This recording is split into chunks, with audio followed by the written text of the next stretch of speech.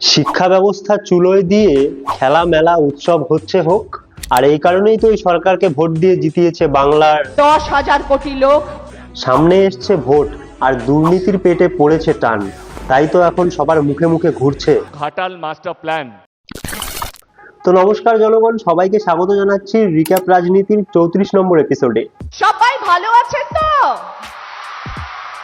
তো চলুন জনগণ, আর বেশি কথা না বাড়িয়ে বর্তমানে বাংলার রাজনীতিতে চারিদিকে যা চলছে সেই সমস্ত ঘটনাগুলোরই আমরা জিরো সিভিক সেন্স নিয়ে চুলচেরা আলোচনা শুরু করে দিই। আমরা কবিগুরুকে দেখিনি, বিদ্রোহী কবি কাজী নজরুল ইসলামকেও দেখিনি, আমরা দেখেছি শুধু আমাদের মমতাময়ী মুখ্যমন্ত্রীকে, থ্যাংক ইউ সো মাচ, যিনি তার শত ব্যস্ততার মাঝেও আমাদেরকে নানান সব তার মাস্টারপিস কবিতা উপহার দিয়েছেন। কবিতাটার নাম হচ্ছে উপহাস। আমি 3 দিনে হেলিকপ্টারে যেতে যেতে গঙ্গাসাগরে লিখেছিলাম। বাহ, দারুণ ব্যাপার তো। তবে দেখবেন ওই হেলিকপ্টারে বসে আবার সেই কবিতা কাউকে পড়ে শোনাতে যাবেন না। কেন? নয়তো ওই হেলিকপ্টারের ইঞ্জিনে গোলযোগ দেখা দিতে পারে।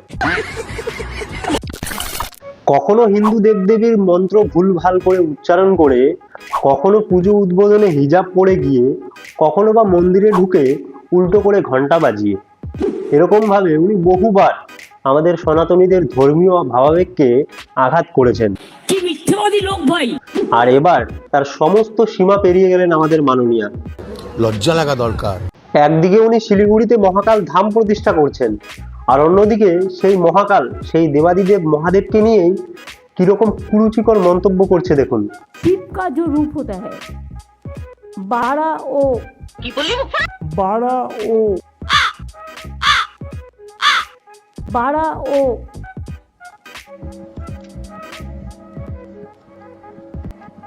শিবলিঙ্গ।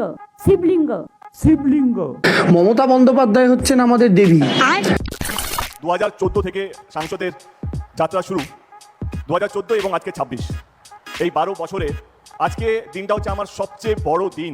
সে কি, ঘাটাল মাস্টার প্ল্যান করা কমপ্লিট হয়ে গেছে? তাহলে তো এবছর আর আমরা ঘাটালে বন্যার জল দেখতে পাবো না, তাই না? 2014 থেকে সাংসদের যাত্রা শুরু, 2014 এবং আজকে 26, এই 12 বছরে। তো দাদা, এই 12 বছরে কতবার ভোট এসছে? আর প্রত্যেকবার ভোটের আগে আপনি কি ডায়লগ দিয়ে জনগণের কাছ থেকে ভোট নিয়েছেন? Ghatal master plan. তাহলে এতদিন ধরে আপনি এই ঘাটালের গরিব মানুষগুলোকে ঠকিয়েছেন। আজকে দিনটা হচ্ছে আমার সবচেয়ে বড় দিন দেব সাংসদ হিসেবে, কারণ আজকে দিদি যেই কাজটা করলেন বা যেই উদ্বোধনটা করলেন, শুধু একটা উদ্বোধন নয়, একটা শিলান্যাস নয়। জাস্ট ভাবুন একবার, এই 12-14 বছর ধরে লোক ঠকিয়ে ভোট নিয়ে অবশেষে কিনা সেই মাস্টার প্ল্যানের কেবল শিলান্যাস করেছে, উদ্বোধন করেছে, আর তাতেই এত এলাহি আয়োজন। I don't care. আর এই কাজটা যদি ভুলবশত কোনোভাবে কমপ্লিট হয়ে যায়, তবে তো এনারা আবার একটা সিনেমা বানিয়ে ফেলবেন। কি বলতে চান কি আপনি? ওই টিএমসি প্রোডাকশন থেকে প্রথম সিনেমাটাতে ছিল লক্ষ্মী এলো ঘরে, আর এবার হবে ঘাটাল জলের তলে।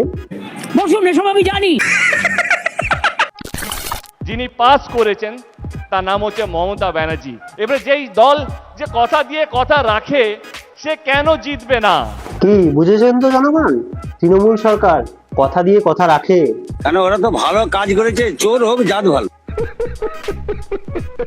সে শুধু ভোট নিয়ে চলে যায়নি, সে আপনাদের পাশে থেকে আপনাদের কথা দিয়ে কথা রেখেছে। ও জেরক্স দা, বলছি ভালো অভিনয় করলে কি যেন বলতে হয়? চালিয়ে যাও। ও হ্যাঁ, চালিয়ে যাও, চালিয়ে যাও দেবদা, চালিয়ে যাও, সেরা অভিনয় হচ্ছে।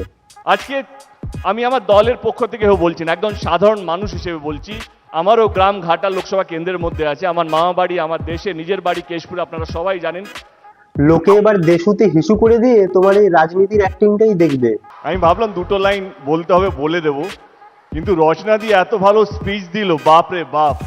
সে কি, আমরা আবার কিছু মিস করে গেলাম নাকি? চলুন তো দেখি কি এমন স্পিচ দিল আমাদের প্যারাগ্রাফ দিদি।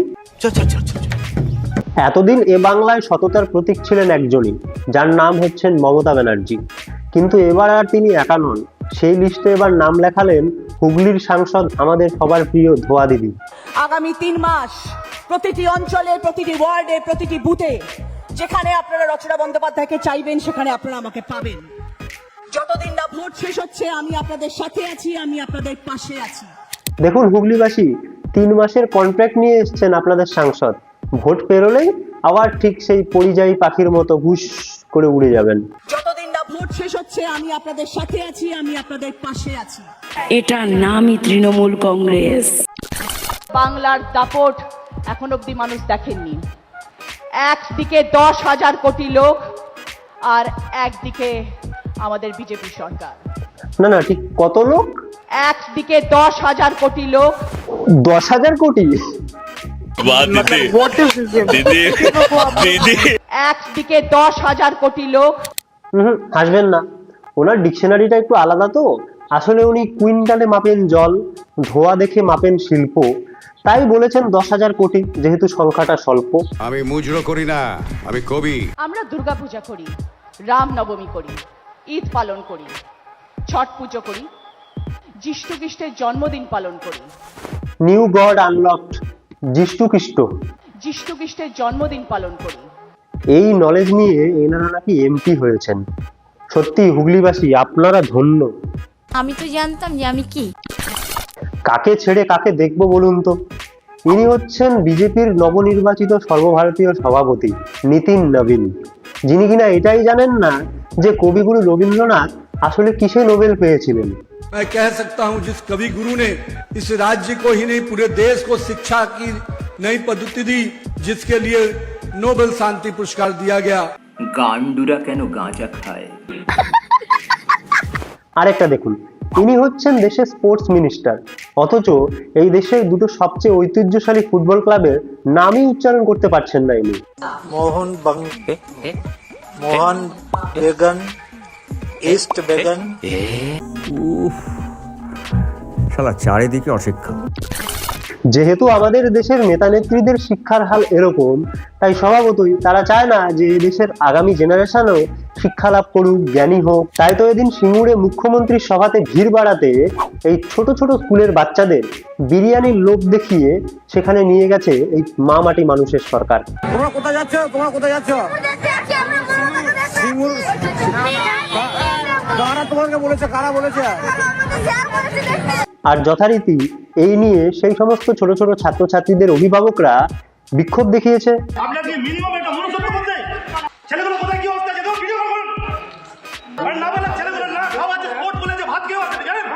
আর ওদিকে তৃণমূলের এক দোকান কাটা মুখপাত্র এ বিষয়ে কি যুক্তি দিচ্ছে সেটা একবার দেখুন। ছাত্রছাত্রীদের মধ্যেও তো মুখ্যমন্ত্রীর ক্রেজ, তারা বিনামূল্যে বই পাচ্ছে, তারা স্কুল ব্যাগ, তো তার নিয়ে ওই পার্টিকুলার কয়েকটা বিজেপি আর সিপিএম এর পরিবারের গা জ্বলবে, এর বাইরে কারোর গা জ্বলবে। এনাকে আমার আর নতুন করে কিছু বলার দরকার নেই।